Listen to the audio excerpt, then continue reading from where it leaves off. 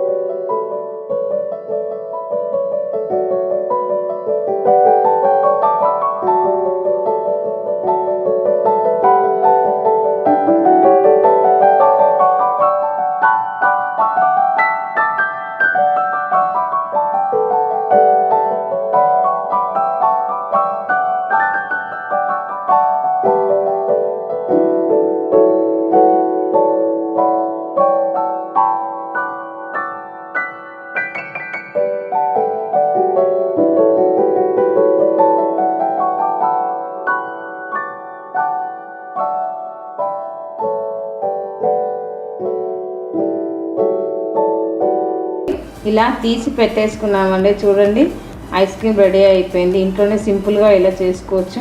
అందరూ ట్రై చేయండి, చాలా టేస్ట్ ఉంటుంది. మనం ఎప్పుడు కావాలంటే అప్పుడు 1 డేలో చేసేసుకోవచ్చు.